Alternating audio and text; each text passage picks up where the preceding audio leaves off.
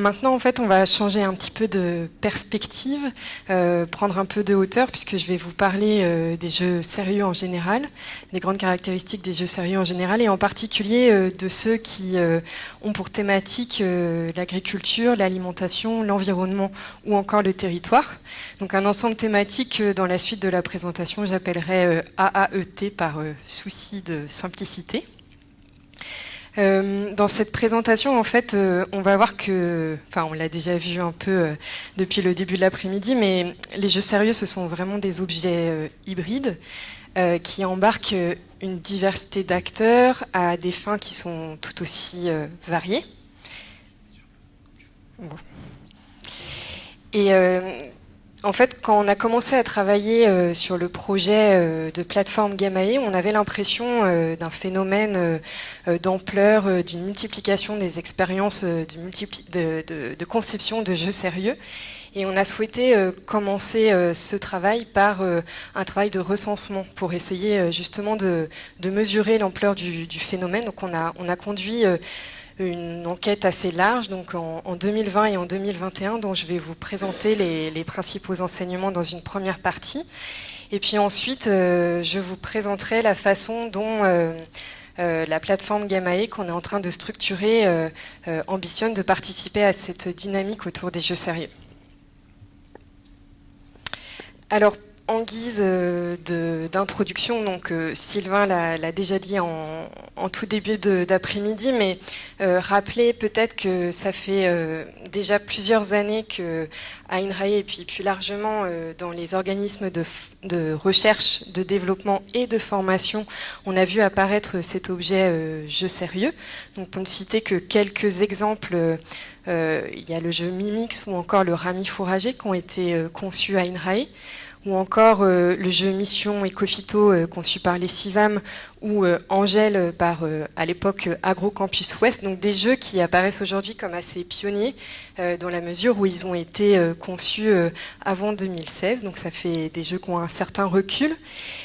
Et néanmoins, on observe depuis 1, 2 ou peut-être 3 ans une vraie dynamique avec une multiplication des initiatives de conception de jeux. En tout cas, à INRAE, c'était notre constat de départ, puisque le recensement en fait, a permis d'identifier 39 jeux à la conception desquels des chercheurs ou des ingénieurs INRAE ont participé. Et ce qui est particulièrement intéressant, c'est qu'en fait, cette dynamique de conception de jeux, elle touche largement en fait, au sein de l'Institut, puisqu'on a identifié 30 unités INRAE qui étaient concernées par la conception d'un jeu.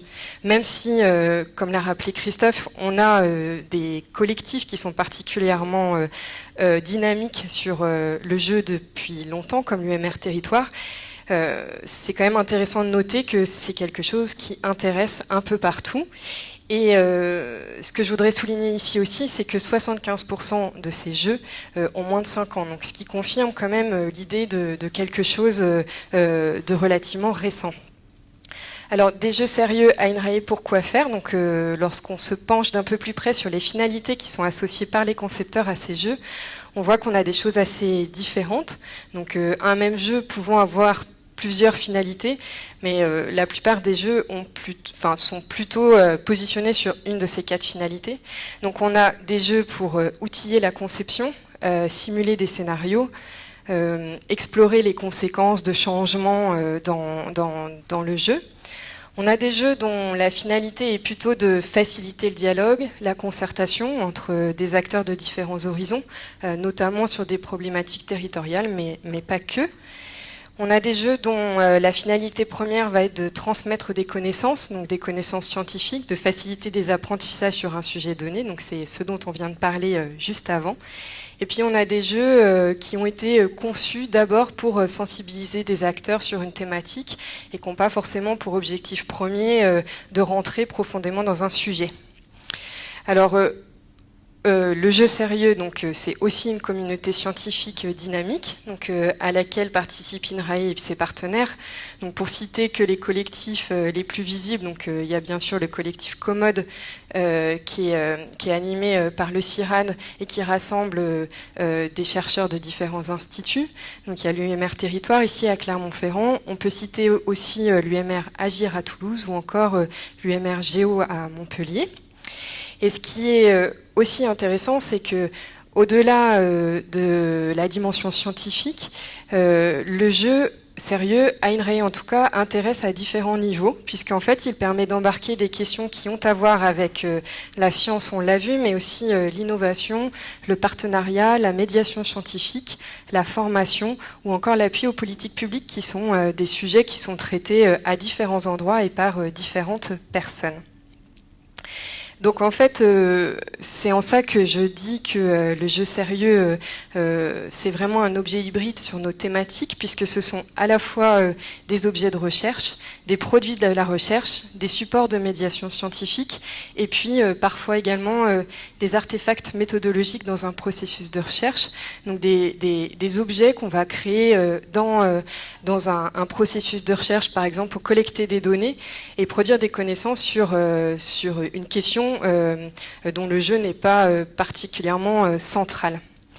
Et ce qui est intéressant aussi, c'est que en fait, le jeu pose de nombreuses questions dont on fait l'hypothèse qu'elles sont partagées avec une pluralité d'acteurs, d'où l'organisation de ces journées aujourd'hui.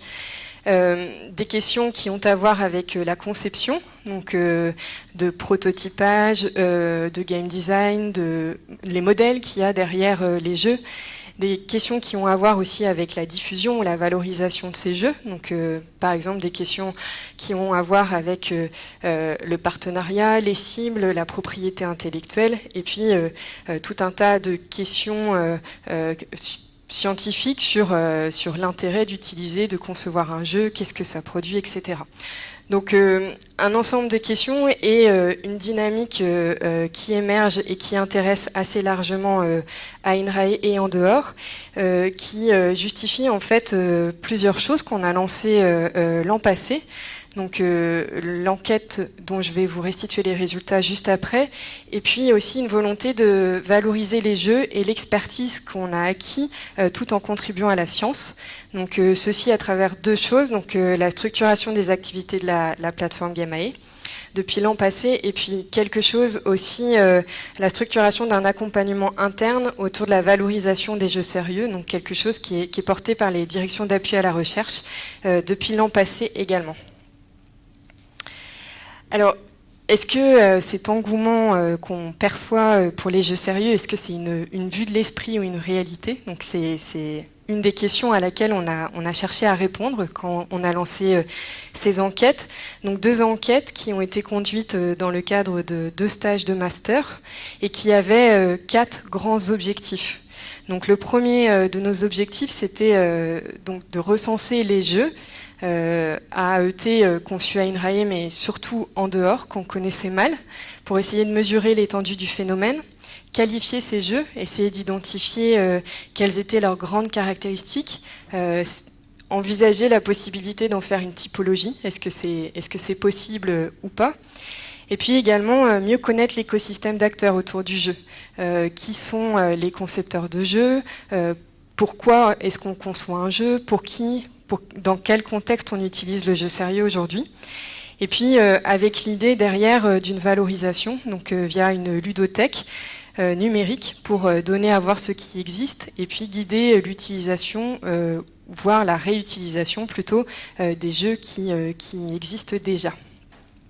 Alors pour faire ça, en fait, on a conçu un questionnaire qui était assez complet, qui permettait d'aborder les différentes dimensions du jeu à travers 35 questions. Donc c'était un questionnaire assez long qui durait 30 à 40 minutes et qu'on a diffusé très largement. Donc il y a 99 structures qui ont été invitées à répondre à l'enquête. Et ça nous a permis d'identifier 105 jeux et 10 jeux qui se sont rajoutés depuis la clôture de l'enquête en 2021. sachant que on est bien conscient que ce recensement n'est qu'une première étape et qu'il est certainement loin d'être exhaustif. Alors, premier élément de retour sur ce que nous apprend cette enquête, donc qui produit des jeux sur les thématiques AAET aujourd'hui. Alors on voit sur le camembert à gauche que donc on a des concepteurs de jeux au profil très varié. Donc en premier, on a à 34% des concepteurs de jeux qu'on a identifiés sont issus d'instituts de recherche. Donc c'est INRAE, mais c'est aussi l'IRD, le CIRAD et le CNRS. Ensuite, on voit que les acteurs de la formation, donc que ce soit en école d'ingénieur ou l'enseignement technique agricole, conçoivent aussi beaucoup de jeux, puisqu'ils représentent 26% des concepteurs de jeux qu'on a identifiés. Les professionnels qui accompagnent les transitions sur les territoires, donc par exemple les acteurs du développement agricole, les associations environnementales, les chargés de mission dans les collectivités, donc sont aussi très bien représentés dans l'enquête, puisqu'ils représentent 18% des concepteurs. Et puis ensuite, on a les instituts techniques et les acteurs de la médiation scientifique. Alors, ce qui nous a un peu étonné en fait dans cette enquête, c'est que les professionnels du jeu, donc par exemple les studios de jeux vidéo, les éditeurs, sont très peu représentés. Alors, on s'interroge, est-ce que c'est un biais lié à la diffusion de notre enquête, ou est-ce que sur ce type de créneau-là en particulier, ce sont des acteurs qui sont peu présents? Enfin, c'est une question qu'il faudrait qu'on approfondisse. Et dernier élément que je pense intéressant à souligner, c'est que en fait, on voit que la conception de jeux, c'est une activité qui est très souvent collective, puisque 70% des jeux qu'on a recensés ont plusieurs concepteurs, et près d'un cinquième d'entre eux ont plus de 5 concepteurs. Donc, probablement que la conception de jeux peut être aussi un support de partenariat, voire de médiation entre des acteurs de différents horizons. Alors en termes de thématique, donc on voit que la thématique qui ressort dans les jeux qu'on a recensés, c'est l'agriculture, suivie par l'environnement. Mais ce qu'il faut noter, c'est que on a près de la moitié des jeux qui permettent d'aborder ensemble deux grands thèmes. Et si on regarde un peu les questions qui sont abordées derrière ces grandes catégories thématiques, donc là, sur le camembert au milieu, vous avez l'exemple de l'agriculture. On voit en fait que les jeux sont un moyen d'aborder une très grande diversité de questions. Donc là, sur la thématique agricole, on note l'importance en fait des questions qui ont à voir avec le social entre guillemets. Donc par exemple, le travail agricole, la santé de l'exploitant, le bien-être animal, des questions qui sont traitées aux côtés, parfois en même temps que des questions plus techniques qui ont à voir avec la gestion des prairies, du troupeau, de l'assolement, etc. Donc en fait, les jeux apparaissent comme une façon d'aborder la complexité de façon systémique. Et 2/3 des jeux, on le voit notamment parce que 2/3 des jeux abordent 3 questions ou plus de façon simultanée dans le jeu. Et on le voit également parce que la majorité des jeux en fait représentent plusieurs niveaux d'organisation, donc de la parcelle en passant par l'exploitation, le territoire, etc. Alors en ce qui concerne les supports et les types de jeux, on peut être surpris en fait par le faible nombre en fait de jeux vidéo parmi les jeux qu'on a recensés. En fait, la très très grande majorité des jeux sur l'agriculture, l'alimentation, l'environnement et le territoire sont des jeux analogiques. Donc des jeux de plateau, des jeux de cartes, des jeux qui mobilisent des dispositifs comme des pièces, des jetons, des tuiles, etc. Mais néanmoins, le numérique n'est pas pour autant absent, puisque on a près de entre 30 et 40% des jeux qui vont quand même mobiliser le numérique à un moment donné. Donc ça peut être au moment de la conception, ça peut être le jeu en lui-même qui va s'appuyer par exemple sur un ordinateur qui permet de faire des simulations de scénarios, ou ça peut être également au moment de la diffusion du jeu, donc des jeux qui vont être diffusés via par exemple des plateformes web. Voilà. Alors en ce qui concerne les cibles et les cadres d'utilisation des jeux, donc en fait donc ça a été dit, un jeu sérieux, il est conçu, ou du moins il est utilisé d'une certaine façon dans un cadre défini, notamment par les publics auxquels s'adresse le jeu, et puis la façon dont le jeu va être mobilisé au service de certains objectifs dans le cadre d'un dispositif plus global. Néanmoins, on a essayé, enfin, c'est ce dont on a essayé c'est ce qu'on a essayé de cerner en fait dans l'enquête en interrogeant les concepteurs de jeux sur les façons dont était utilisé le jeu. Et donc là, je vous rends compte juste de quelques éléments, donc notamment des personnes auxquelles s'adressaient les jeux qu'on a recensés. Donc en fait, on voit que la moitié des jeux qu'on a recensés ont pour cible principale les étudiants. Donc ça dessine en fait un premier ensemble de jeux. Donc c'est le rond jaune. Sachant que ces jeux qui sont conçus pour les étudiants sont identifiés par les concepteurs comme pouvant, pour certains de ces jeux, être aussi utilisés dans des contextes auprès de professionnels ou auprès de publics de type enfants-élèves. Donc on a un deuxième ensemble en bleu, donc de jeux qui vont s'adresser à des publics de type grand public ou enfants-élèves. Donc là, avec une possibilité très souvent d'utiliser le jeu auprès de ces deux types de publics. Et puis un troisième ensemble de jeux qui va s'adresser aux professionnels. Donc c'est à peu près un quart des jeux qu'on a identifiés. Donc ces professionnels qui sont cités par les concepteurs, ça peut être des agriculteurs, des éleveurs, des conseillers agricoles, des acteurs de l'alimentation, des acteurs de la biodiversité, des élus, etc. Alors, ce qui est assez notable aussi dans ce qui ressort de cette enquête, c'est que donc une session de jeu sérieux à AET, c'est des joueurs bien sûr, mais c'est aussi très souvent un animateur. Donc, on observe en fait que la grande majorité des jeux nécessitent de façon obligatoire un animateur. Alors, on avait aussi interrogé les concepteurs de jeux sur la façon dont les parties de jeu étaient éventuellement évaluées. Et il ressort que 75% des sessions de jeu sont évaluées et que ces évaluations sont très très majoritairement faites à chaud directement à l'issue de la partie de jeu. Alors, dernier élément sur ces grandes caractéristiques des jeux sérieux qu'on a recensés, donc des choses qui ont à voir plutôt avec la diffusion et la façon dont les concepteurs de jeux cherchent à faciliter l'appropriation du jeu par les utilisateurs. Donc tout d'abord le format. En fait, parmi les jeux qui sont diffusés, puisqu'on a un certain nombre de jeux qui ont été recensés, qui ne sont pas encore diffusés, qui sont pas totalement finalisés, mais en tout cas parmi les jeux qui sont déjà diffusés, on voit que c'est le format boîte de jeu qui reste le plus plébiscité, puisqu'il correspond à peu près un peu plus de 40% des jeux recensés. Néanmoins, on voit aussi le format print and play qui est très représenté, donc 25% des jeux, et avec l'hypothèse que c'est un format qui est plutôt amené à se développer. Et derrière ces formats de diffusion, on a des modalités d'accès aux jeux qui vont également différer. Et on remarque qu'on a seulement 19% des jeux qu'on a recensés qui sont d'un accès payant. En fait, la grande majorité des jeux sont rendus accessibles de façon gratuite. Certains par simple demande aux créateurs, sans qu'il y ait de stratégie de diffusion encore tout à fait élaborée et stabilisée.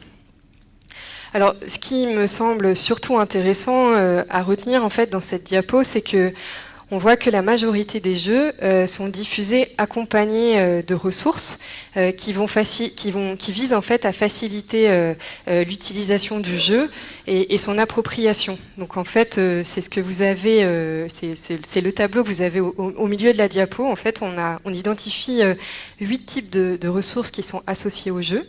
Donc les choses les plus représentées, ça va être des ressources qui sont vraiment centrées sur le jeu, des choses qui visent à faciliter la compréhension du jeu et son déroulement. Donc ça peut être, c'est souvent des règles du jeu, un guide d'utilisation du jeu, mais ça peut être aussi des vidéos qui vont mettre en scène des parties de jeu qui servent de tutoriel en fait, et puis des choses qu'on retrouve pas systématiquement, mais qui vont faciliter, fluidifier le déroulement d'une partie. Donc, par exemple, une calculatrice d'aide au calcul du score d'une partie, des fiches supports à compléter, des supports de débrief, enfin, ce genre de choses.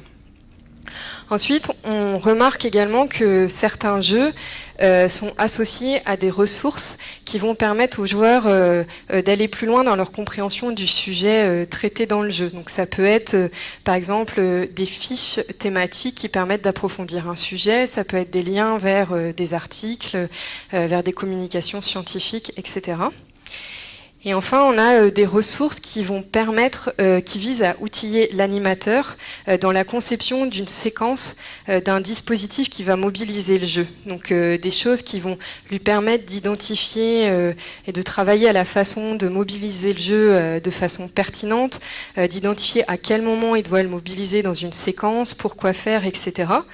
Donc, pour les jeux qui s'adressent essentiellement à l'enseignement, donc ces ressources, ça peut être par exemple des séquences pédagogiques, des cas d'études, des exercices types, des tableaux qui font le lien entre ce que permet de faire le jeu et les objectifs qui sont associés à différents types de formations. Et puis pour les jeux qui sont plutôt tournés vers l'action, ça peut être des guides d'animation avec un certain nombre de ressources pour outiller en fait l'animateur qui souhaite mobiliser le jeu. Et enfin, dernière catégorie de ressources qui sont associées en fait à la diffusion des jeux, ce sont les formations, puisque certains jeux nécessitent pour pouvoir être utilisés d'être formés avec des formations qui sont plus ou moins longues, certaines pouvant durer jusqu'à 3 jours. Donc, en conclusion, en fait, cette enquête, elle confirme ce qu'on avait déjà identifié, à savoir que on a vraiment affaire à une diversité de jeux sérieux sur les thématiques AAET, donc des jeux qui vont différer selon leurs intentions, leur type de support, le public ciblé, le niveau de complexité. Donc on identifie vraiment à la louche, il faudrait creuser cette typologie, mais 3 grands ensembles de jeux. Donc les jeux qu'on peut qualifier de médiation scientifique, qui sont des jeux qui sont assez faciles à appréhender, qui vont plutôt cibler le grand public ou des scolaires, des publics assez jeunes. Des jeux spécialisés qui là s'adressent plutôt à un public étudiant, qui peuvent nécessiter des connaissances préalables, mais pas obligatoirement. Et qui du coup vont avoir plutôt pour objectif de transmettre des connaissances, de faciliter les apprentissages sur un sujet déjà assez pointu. Et puis enfin, on a une 3e catégorie, donc les jeux experts ou les jeux pour l'action, donc qui sont des jeux complexes où il faut avoir en amont déjà un certain nombre de connaissances et de compétences et qui vont s'adresser à des professionnels d'un domaine. Et ce qui est important peut-être ici de souligner, c'est que cette typologie qui est certainement perfectible, elle a pour intérêt de mettre en évidence que derrière ces différents types de jeux, on a envisagé des stratégies de diffusion qui vont aussi être différentes. Voilà, est-ce que on cherche derrière à diffuser le jeu en passant par un éditeur, ou si il faut passer par un transfert à des acteurs, des professionnels, et organiser des sessions de formation, etc. Donc ça pose la question des stratégies de diffusion à avoir derrière. Alors, donc j'en ai fini avec la présentation des grands résultats issus de ce travail de recensement qu'on a conduit. Et ça permet en fait de dresser le contexte dans lequel s'inscrit en fait la démarche de construction de la plateforme Gemae. Donc l'idée en fait derrière GameAE, c'était vraiment d'essayer de construire quelque chose qui soit ouvert à la diversité des acteurs qui s'intéressent et qui ont à voir avec le jeu sérieux AAET. Donc c'est une démarche qui s'inscrit localement ici à l'UMR Territoire. Donc c'est INRAE et ses partenaires, puisque c'est un laboratoire en co-tutelle. Donc c'est aussi donc derrière GameAE, VET AgroSup, AgroParisTech et l'université de Clermont-Auvergne. Alors il y a quatre grands objectifs ou ambitions en fait derrière le projet. Donc la première, c'est de contribuer à la science, de contribuer à la production de connaissances sur des fronts de recherche qu'on identifie émergents, donc comme la question de l'évaluation ou de l'impact des jeux. Il y a également l'objectif d'être un tiers-lieu, en fait, d'être un endroit et puis aussi un support pour organiser des moments de rencontre et d'échange entre les différents acteurs intéressés par le jeu, donc que ce soit les utilisateurs, les concepteurs ou les scientifiques. On ambitionne aussi d'être un centre de ressources, donc avec l'idée de concevoir et de mettre à disposition facilement et largement un ensemble de ressources qui permettent d'accompagner les concepteurs du jeu de l'idée initiale du projet jusqu'à l'impact du jeu diffusé. Et puis enfin, participer à la circulation des jeux sérieux sur ces thématiques, et puis participer à la circulation des connaissances scientifiques sur le jeu au service des transitions. Alors en face de ces grands objectifs, en fait, on est en train de structurer la plateforme autour de 3 grands dispositifs. Donc GameAE Science, qu'on a appelé donc GameAE Science, GameAE Ludothèque et GameAE Ressources. Donc GameAE Science, donc le premier des 3 dispositifs. Donc l'idée là, les objectifs, ce sont de produire des connaissances scientifiques sur la mobilisation des jeux et les impacts de cette mobilisation des jeux. Mais c'est aussi d'appuyer en fait la circulation des connaissances scientifiques sur les jeux et d'apporter une expertise aux acteurs et aux chercheurs qui mobilisent la plateforme dans leurs projets de conception, de mobilisation ou d'adaptation de jeux sérieux qui existent déjà. Alors pour faire ça, on a un certain nombre d'actions en cours. Donc, il y a le premier axe, c'est de monter. Donc, la première action, c'est de monter des projets de recherche donc sur des sujets émergents. Donc, par exemple, on est en train de. Il y a un projet qui va démarrer en septembre sur la question de l'évaluation, donc l'utilisation de l'intelligence artificielle pour évaluer des parties de jeu, donc le projet Gameplay. Des projets aussi sur les modèles agricoles et les visions de l'agroécologie dans les jeux en ligne.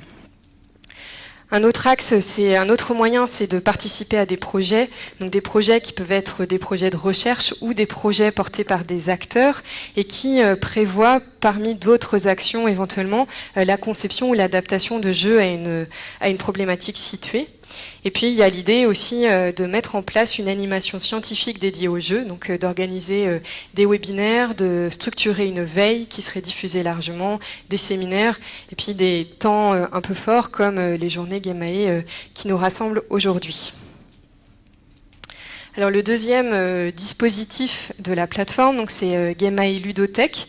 Donc là, nos objectifs, c'est de recenser et de caractériser les jeux sérieux AAET, de donner de la visibilité aux jeux sérieux qui, jusqu'à présent, étaient assez disséminés. Donc, on n'avait pas de vision d'ensemble. Donc, c'est l'idée de créer en fait cette vision d'ensemble pour faciliter la réutilisation large des jeux. Et puis, un objectif également, ce serait de permettre en fait d'emprunter, de tester et d'échanger sur l'utilisation des jeux au sein d'un lieu dédié. Donc pour ça, en fait, on a deux actions en cours. Donc une ludothèque numérique qui est quasiment finalisée, qui sera normalement finalisée d'ici la rentrée, qui en fait va valoriser la base de données qui est issue du recensement des jeux sérieux et qui permettra en fait à partir d'un certain nombre de critères d'entrée d'identifier les jeux sérieux qui existent déjà, qui répondent à ces critères. Donc vous avez à gauche l'interface de la ludothèque numérique qui sera disponible en fait sur le site internet de Gemae. Et en fait, être référencé dans la ludothèque, donc c'est une démarche volontaire. Possible à tout moment. En fait, pour ça, il suffira en fait de remplir le questionnaire en ligne en ayant préalablement envoyé un mail à Gemae. Et donc, en parallèle de ce dispositif numérique, ici, au niveau de la plateforme Gemae, donc qui sera hébergée juste à côté dans les locaux, il y aura également une ludothèque physique où là, il sera possible d'emprunter les jeux. Enfin, troisième axe de la plateforme, donc qu'on a appelé Gemae Ressources. Donc en fait, ce dispositif-là, en fait, il part du constat que du prototype bricolé au produit vraiment valorisé, le jeu nécessite en fait tout un ensemble de ressources. Donc des tests, par exemple, des allers-retours avec entre les joueurs et les concepteurs, voire parfois une reconception dans l'usage. Concevoir un jeu, ça nécessite aussi des compétences diverses, donc pour concevoir et prototyper, donc des choses qui ont à voir avec le design, le graphisme, le façonnage, des compétences en gameplay, etc. Et puis tout un ensemble de ressources, donc des ressources financières, des ressources en termes de propriété intellectuelle, du réseau, une connaissance des acteurs de l'écosystème du jeu, et une connaissance aussi des usages et éventuellement, lorsque c'est pertinent, des modèles économiques qui sont associés à la diffusion des jeux. Et donc, pour outiller en fait la conception, le prototypage, l'adaptation et le test de nouveaux jeux, et puis aller plus loin dans la valorisation des jeux qu'on conçoit à Inrae, mais aussi en dehors. Le Gemae en fait repose sur un Fab Lab qui est équipé en fait de deux plateaux techniques. Donc il y aura une imprimante 3D et une découpe laser pour travailler au prototypage des jeux. Un plateau numérique avec un système de captation vidéo et bientôt, enfin je sais pas bientôt, mais une intelligence artificielle pour évaluer des parties de jeu. Et puis un ensemble d'autres ressources techniques, donc comme un guide de la propriété intellectuelle, des retours d'expérience d'autres concepteurs de jeux, des répertoires de compétences, etc. Alors, en termes de ressources humaines, donc derrière la plateforme Gemae, donc on n'est pas très nombreux. Donc aujourd'hui, nous sommes 4. Donc Sylvain et François qui sont quasiment à plein temps, Gilles et moi qui consacrons à peu près 20% de notre temps. Et on l'espère bientôt quelqu'un qui sera en charge de l'animation du Fab Lab et de la médiathèque et qui pourra appuyer l'équipe sur des questions de conception, prototypage et d'évaluation des jeux.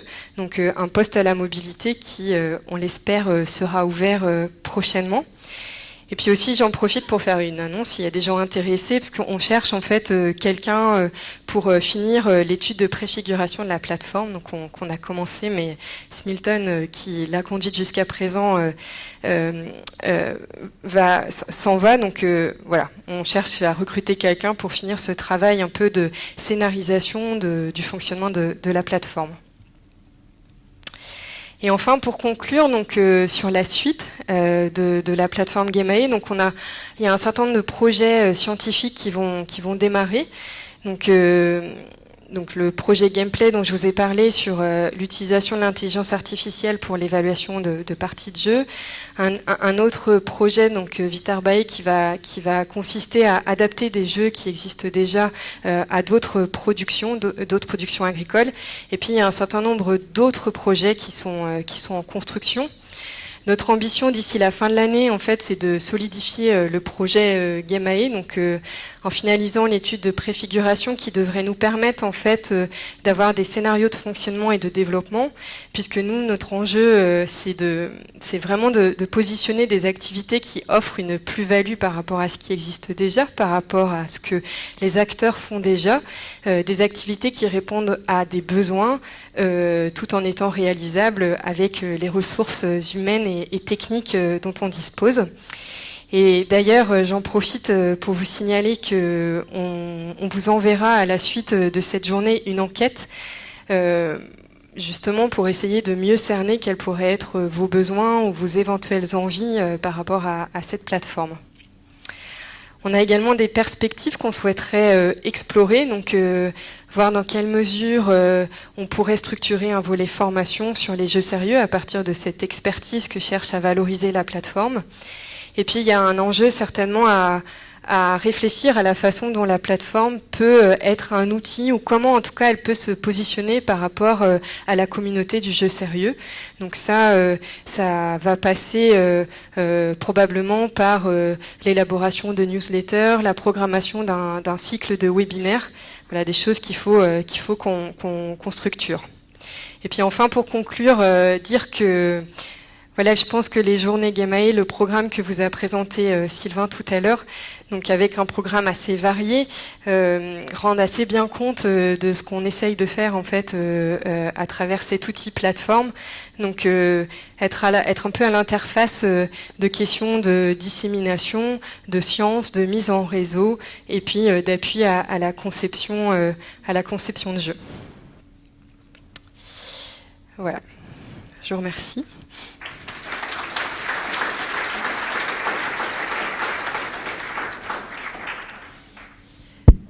On peut prendre un temps avant de questions, s'il y a des questions dans la salle.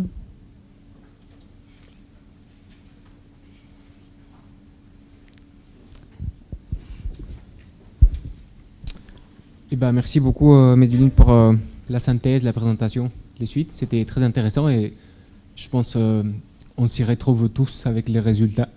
Moi, ça m'a bien parlé. Une toute petite question qui m'interpelle et que je pense fait un petit lien à la présentation d'Eric Sanchez tout à l'heure. Si j'ai bien compris, la plupart de jeux ont une évaluation par la suite, dans la foulée, plus ou moins. Et du coup, on veut dire quoi par évaluation ? Ça compte un débriefing, une enquête ça... Ah non ? Vas-y, commence. Je commencerai. Oui, donc dans l'enquête, sur ce point spécifique de l'évaluation, on avait demandé derrière, est-ce que vous pratiquez une évaluation et quel type d'évaluation vous faites ? Et la plupart des gens font une évaluation à chaud. Ce qui nous qualifie une évaluation à chaud, c'est-à-dire, est-ce que les gens ont appris quelque chose ? Déjà, est-ce qu'ils étaient contents ? Si on se place dans les différentes levées d'évaluation, c'est est-ce que les gens étaient contents de participer ? En général, c'est le cas.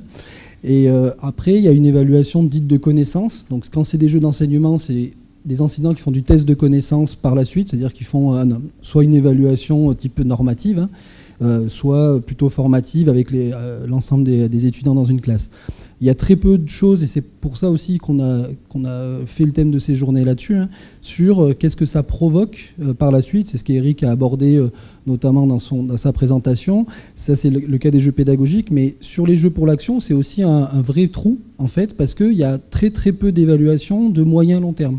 C'est-à-dire qu'on voit que dans ce qui nous est remonté, il y a très peu de gens qui disent on évalue à quelques mois, quelques années après, est-ce qu'il reste quelque chose ? Est-ce qu'on peut tracer encore des choses qui restent de ces jeux ? Est-ce que ça a transformé dans le réel des pratiques ? Est-ce que ça a mis en place des projets ? Par exemple, quand on parle de coordination d'acteurs dans l'utilisation de jeux, il y a très peu de choses qui sont réalisées là-dessus. Il y a un vrai souci en fait de suivi et qui pose en fait la question dans les jeux, notamment les jeux pour l'action, de qu'est-ce que ça fait finalement, pourquoi on va utiliser des jeux et qu'est-ce que ça va provoquer après. Et c'est vrai que c'est aussi un élément qui nous est remonté par l'enquête, dans les retours qu'on a pu en avoir, c'est il manque peut-être quelque chose, il y a un appui là-dessus justement qui serait intéressant à voir, parce que les gens ils se sentent démunis. Alors démunis à deux niveaux, c'est on ne sait pas faire, parce que faire jouer à peu près on sait faire, évaluer qu'est-ce que ça provoque, c'est un métier. Donc voilà, donc c'est aussi, est-ce qu'on peut avoir des appuis là-dessus ? Et l'autre élément, c'est le coût de ça. C'est-à-dire que mener à bien des évaluations a posteriori, c'est le cas de quasiment tous les projets qu'on peut mener, que ce soit avec des jeux ou non des jeux, c'est mener ces évaluations à long terme, ça nécessite de mobiliser des ressources humaines, ça nécessite de mobiliser des finances aussi d'une certaine manière pour pouvoir le faire. Et ça pose la question de... C'est une évaluation quasiment de politique publique, hein, si on veut rentrer dans ce débat-là. Mais c'est, voilà, on avait à peu près tous ces retours-là dans l'enquête. Je sais pas, Gilles, si tu voulais... Non.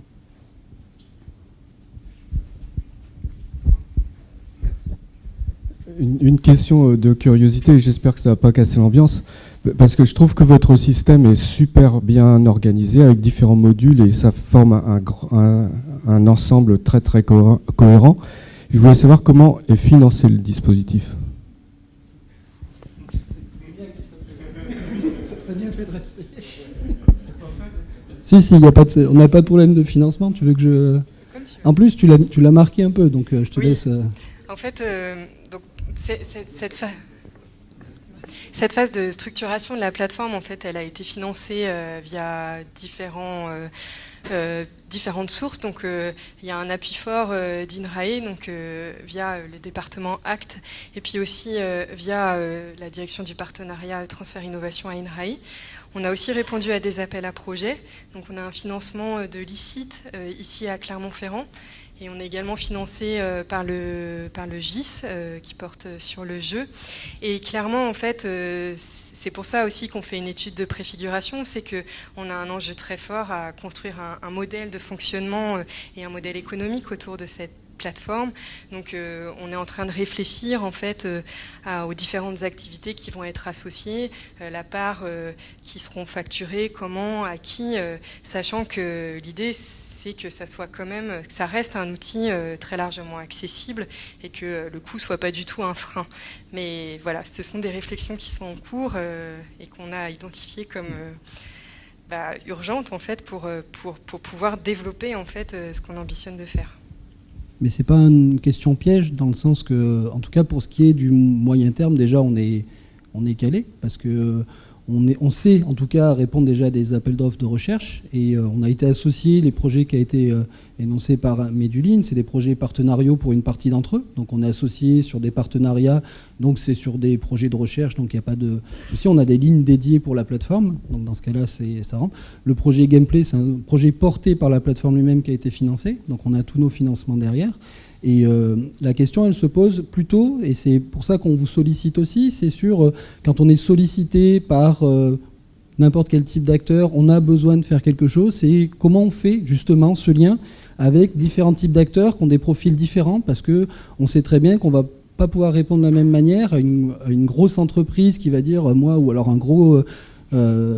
établissement public qui va dire moi j'ai besoin de ça, est-ce que vous pouvez m'aider, ou une petite association locale parce qu'on travaille aussi avec des assos et qui va nous dire moi j'aimerais bien travailler sur telle thématique environnementale par un jeu.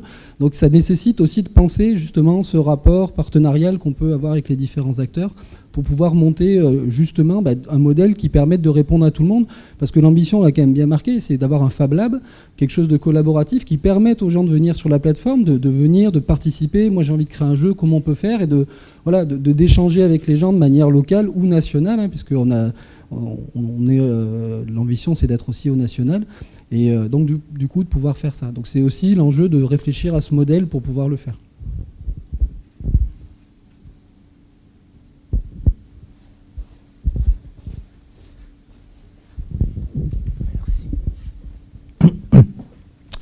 Oui, bonjour, Phoenix Damasceno, BRGM. Vous avez tout à l'heure mentionné trois grandes catégories de cibles, le grand public, les étudiants et les acteurs de terrain.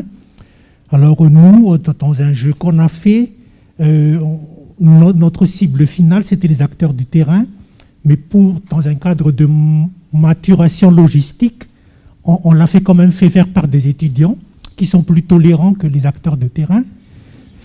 Mais du coup, dans ce processus-là, ce jeu-là, finalement, vous le classifierez dans quelle grande catégorie? Plus dans l'étudiant, ou comme la finalité, c'est les acteurs quand même, ou c'est double comptabilité? Je pense qu'il y a je peux vous faire deux niveaux de réponse. Donc, le premier, en fait, ce que j'ai pas mentionné, c'est que parmi les jeux qu'on a recensés, en fait, on voit que on peut avoir une photo à un temps T des différents cadres d'utilisation qui sont associés à un jeu, mais ce qui est aussi intéressant de noter, c'est qu'il y a des itinéraires de conception. Donc il y a des jeux, notamment des jeux qui sont des produits de la recherche, qui ont été conçus, par exemple, pour être utilisés dans des situations d'animation de groupes d'agriculteurs, et puis qui, à un moment, les concepteurs vont se dire, au moment d'essayer de le diffuser, qu'une cible peut-être plus facile et puis aussi très intéressante, ça va être l'enseignement agricole. Et donc vont engager un travail de reconception du jeu pour atteindre cette autre cible pour laquelle le jeu n'avait pas été conçu initialement. Et donc on a des jeux qui sont soit qui existent en différentes modalités, soit qui, dans la façon de le mobiliser, peuvent être utilisés auprès de différents types de publics. Et c'est pour ça que je disais tout à l'heure que la typologie, elle est très frugale, en fait. Elle permet d'identifier des grands ensembles. Mais je pense qu'il y a un certain nombre de jeux qui sont un peu à l'interface, en fait, entre différentes catégories. Et puis aussi, dans l'enquête, en fait, on avait invité les concepteurs à renseigner une cible première, donc l'acteur type pour lequel le jeu avait été conçu, et puis aussi une cible secondaire, c'est-à-dire des acteurs avec qui le jeu pouvait aussi être utilisé ou avec qui il avait déjà été utilisé, même si c'était pas l'intention première. Et en fait, on voit que les jeux qui sont conçus, qui sont associés à la cible étudiante, ce sont des jeux qui peuvent avoir été conçus d'abord pour les professionnels, mais ça peut être aussi des jeux qui ont d'abord été conçus pour la médiation scientifique et puis qui après sont réfléchis, complexifiés éventuellement pour être utilisés en situation d'enseignement. Donc voilà, en fait, il y a des itinéraires de conception qui vont mobiliser, qui vont cibler différents types de publics, et puis il y a aussi toute la réflexion autour du dispositif dans lequel on mobilise le jeu, on utilise le jeu, qui peut varier en fonction du public, quoi. Et juste pour compléter, sur le schéma que Méduline a présenté, il y avait des flèches qui passaient de l'un à l'autre, qui montrait justement le fait que il y avait une cible prioritaire, qui ensuite il y avait une cible secondaire qui pouvait être. Et dans l'enquête, on a été aussi encore au niveau de complexité suivant, c'est-à-dire qu'il y a des contextes d'utilisation du jeu ou des cas d'utilisation. Et un jeu n'en a pas qu'un seul.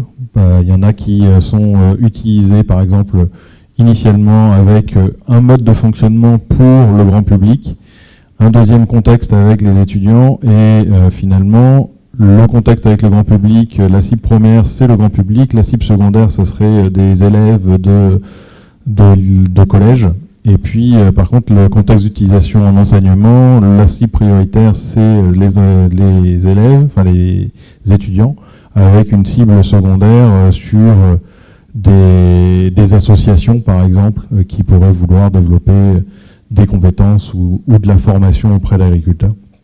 Donc on a des différents cas et donc effectivement c'est plutôt de la double comptabilité quand même dans le jeu, dans l'analyse.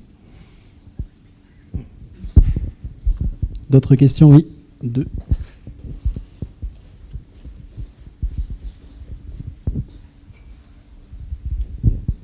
Merci. J'avais une question sur les gens qui justement sont les concepteurs des jeux. Est-ce que dans votre recensement, vous avez par exemple identifié des établissements de formation, des universités, des écoles? Est-ce que ce sont des enseignants ou est-ce que ça peut aussi être des projets d'étudiants? Ou parce qu'on parle des cibles pour jouer, mais est-ce que les cibles de conception des jeux peuvent aussi être une source d'apprentissage? Et est-ce que ça peut être des projets d'étudiants et du coup, ils apprennent énormément en fabriquant le jeu, quoi. Alors, j'ai pas beaucoup d'éléments pour répondre à cette question. Ce que je sais, c'est que dans le questionnaire en ligne, on interrogeait en fait les concepteurs sur le contexte d'élaboration du jeu. Donc, ce sont des éléments qu'on a. Donc, je sais qu'effectivement, il y a des jeux qui ont été conçus dans le cadre de projets étudiants. Après, il faudrait retourner aux données en fait pour avoir une idée de la proportion et de peut-être ce que ça implique après en termes de type de jeu, de finalité de jeu, etc. On en a un certain nombre. Oui. Il y en a un certain nombre dans la... Je vais pas le dire de tête, mais il y en a quand même un certain nombre. Alors c'était une donnée qui était plutôt une donnée qualitative. Donc les gens nous disaient sur le contexte de création, ça a été fait dans le cadre d'un projet étudiant. Donc Yves en est un très bon exemple ici parce qu'il en a fait plusieurs avec ses étudiants. Mais on a plusieurs écoles comme ça qui ont dit on soumet aux étudiants l'idée de créer un jeu sur une thématique. Et le jeu ensuite a été finalement capitalisé aussi, des fois par les enseignants, parce qu'il sert. Et même, il y a des cas, c'est le cas avec AgroSup, notamment, où le jeu il fait l'objet de plusieurs années de développement pour des projets étudiants. C'est-à-dire qu'il y a une première étape de projet avec les étudiants, puis l'année suivante, les étudiants se réapproprient ensuite, d'autres étudiants se réapproprient le jeu pour le faire évoluer. Exactement. Moi, j'avais une question par rapport à l'observation, c'est-à-dire que j'ai juste vu que dans la plateforme, vous envisagiez d'avoir des vidéos, mais est-ce que vous avez un dispositif pour observer les jeux chemin faisant, enfin en cours de jeu, et de quelle manière ça peut être valorisé aussi bien scientifiquement que par rapport aux acteurs? Je vais peut-être laisser François répondre. Tu veux que je réponde ? Je te laisserai répondre sur le enjeu et je vais répondre sur le à côté.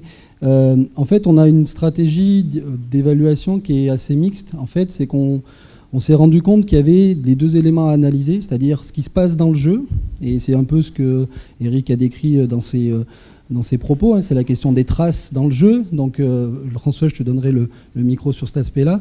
Et en fait, nous, ce qui nous intéresse aussi, c'est ce qui se passe avant et après aussi, donc c'est l'évaluation de court moyen terme.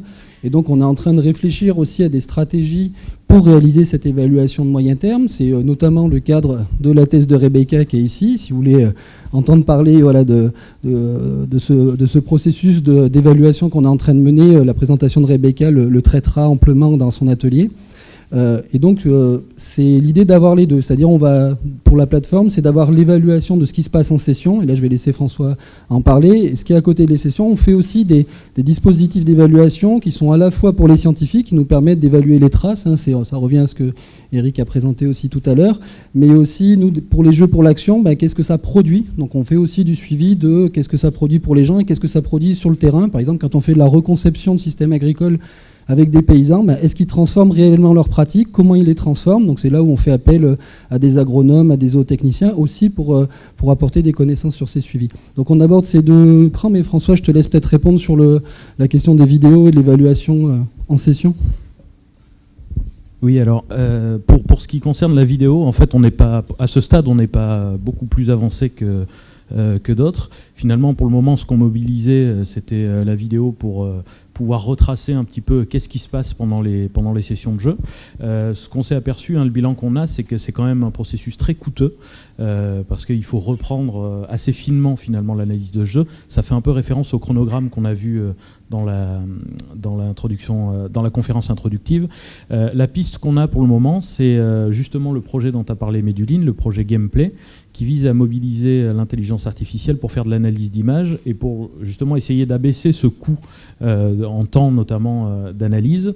Et pour nous, l'idée, à l'heure actuelle, c'est de passer simplement par l'analyse des interactions. C'est pour ça que le jeu s'appelle Gameplay, les interactions avec le jeu, avec les supports de jeu, et les interactions entre les joueurs. Et à l'heure actuelle, l'enjeu pour nous, il est technique.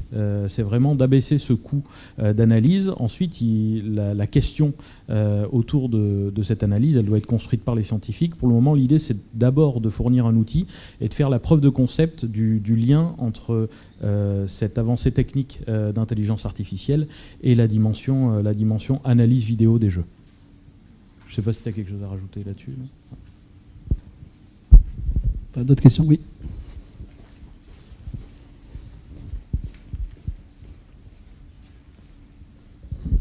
Merci. Hélène Grossacta, moi je vais revenir un tout petit peu en arrière sur la caractérisation des cibles. Parce que là, donc, vous les discriminez, en tout cas j'ai entendu que vous demandiez c'était plutôt des étudiants, des professionnels, mais je voulais savoir si vous aviez des indications sur les prérequis, parce qu'entre des étudiants de certaines filières, est-ce que pour jouer à ces jeux-là, il y a besoin de connaissances en amont? Et je pense que c'est pas anodin aussi quand on parle d'évaluation, puisque ça permet aussi de savoir d'où on part finalement, au lieu de suivre uniquement ce qu'il y a derrière. Alors en fait, à la louche, donc dans l'enquête, dans le questionnaire en ligne, il y avait effectivement des questions sur la nécessité pour pouvoir jouer d'avoir des connaissances et des compétences préalables.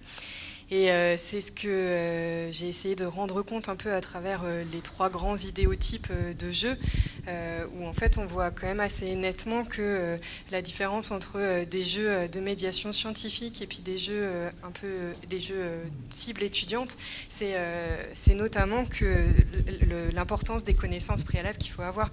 Sur les jeux médiation scientifique, on est vraiment sur des objectifs de sensibilisation de public qui a priori n'y connaissent rien sur le sujet. Enfin, on fait comme si, et du coup, qui sont accessibles très facilement.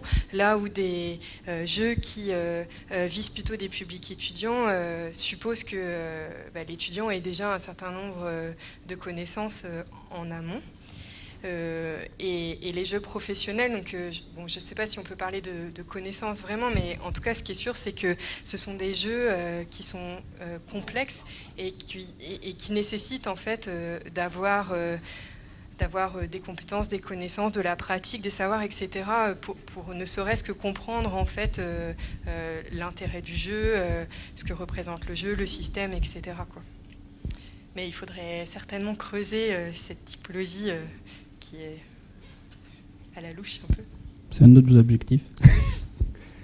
On va peut-être clôturer ici, parce que l'heure avance.